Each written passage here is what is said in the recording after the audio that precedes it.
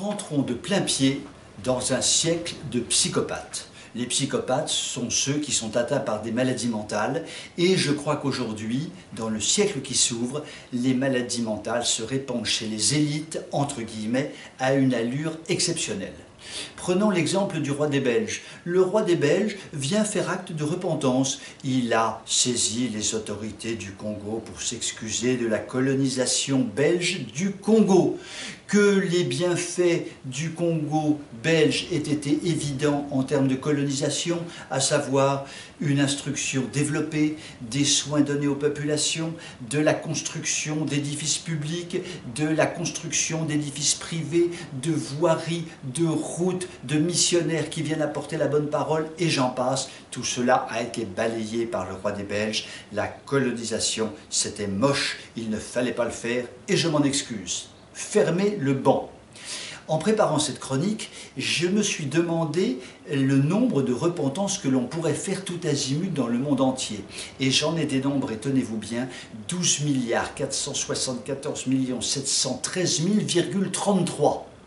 La repentance peut être partout. Tenez, prenons un exemple.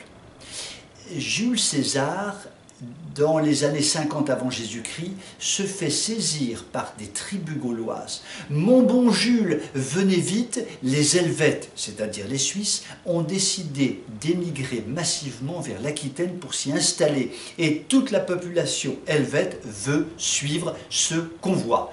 Nous ne voulons pas qu'ils passent sur nos terres, il faut les arrêter.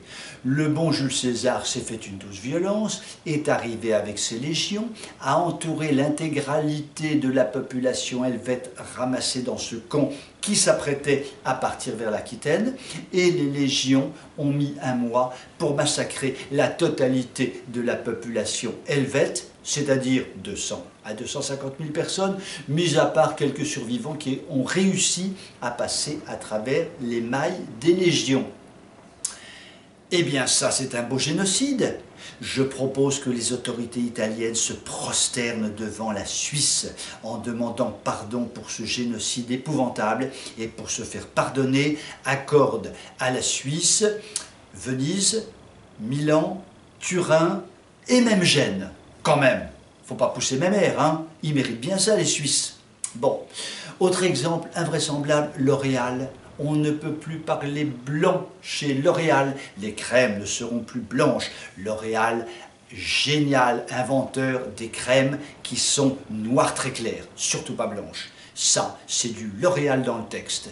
Ce qui fait que si vous rencontrez d'ailleurs une jeune femme blonde à la peau blanche, il faudra dire qu'elle est de couleur de cheveux noirs, avec des cheveux noirs dorés, et que sa peau n'est pas blanche, mais sa peau est noire clair. Comme ça, c'est très clair. Petit problème quand vous êtes dans votre cuisine et que vous cassez un œuf. Vous voulez séparer le jaune du blanc. Ah non, pas le blanc. Vous voulez séparer le jaune du noir translucide. C'est mieux. Donc vous voulez séparer le jaune du noir. Mais cette séparation du jaune et du noir, cela sent furieusement son apartheid. Il n'est pas question de casser un œuf et de séparer le jaune du noir translucide. Ce serait apartheidique. Bon, nous voyons que l'on pourrait multiplier par 12 472 millions, etc., les exemples de cette stupidité du XXIe siècle qui consiste à déformer totalement la réalité. Clairement, et pour paraphraser ce bon Malraux, le XXIe siècle sera psychopathique ou ne sera pas. Sur ces très belles paroles, je vous souhaite une excellente soirée et vous dis à demain.